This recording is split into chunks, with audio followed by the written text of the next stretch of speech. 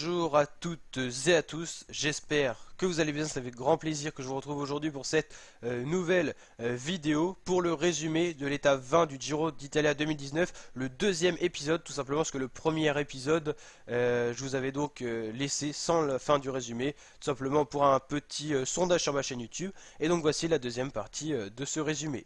Une étape qui reliait Feltre à Crossodone, 5 étoiles sur 5, une étape très montagneuse, on va revoir le profil. Et on va s'intéresser donc au résumé de la deuxième partie de course. Si vous voulez avoir le résumé de la première partie de course, n'hésitez pas à aller voir l'épisode 1 de ce résumé. Donc voilà le profil de l'étape, une étape qui donnait lieu à du spectacle avant dernière étape de ce Giro d'Italia 102e édition.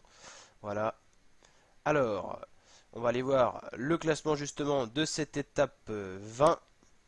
Alors on a eu tout simplement des échappées qui se sont créées, qui ont été rattrapées par le peloton comme on a vu dans la dernière vidéo. Lopez a fait rouler son équipe Astana pour tout simplement attaquer ses principaux adversaires.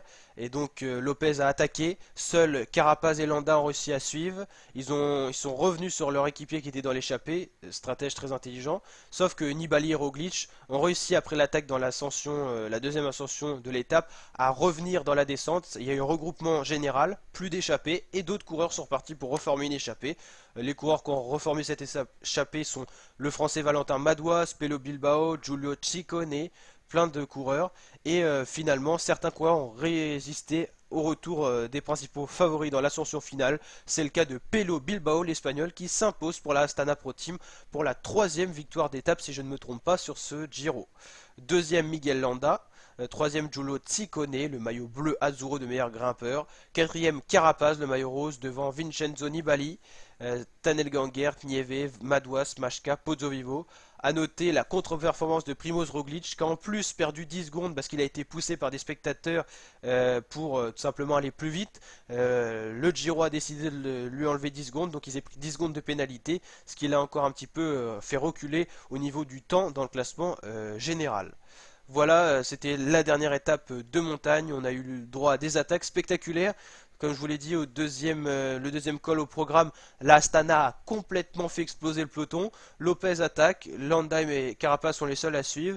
Derrière, on a un duo Nibali-Roglic qui n'arrive pas à revenir et ils sont revenus dans la descente alors que ça aurait pu faire très mal aussi loin de l'arrivée. Surtout que Lopez avait deux Astana à l'avant, Bilbao et Cataldo.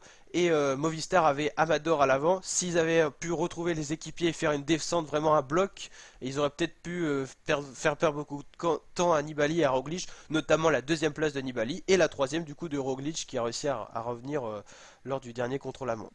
Donc voilà, j'espère que ce genre de vidéo vous a plu. Si c'est le cas, n'hésitez pas à liker la vidéo, à vous abonner pour d'autres vidéos de ce genre. Ciao la team, ciao les fratés.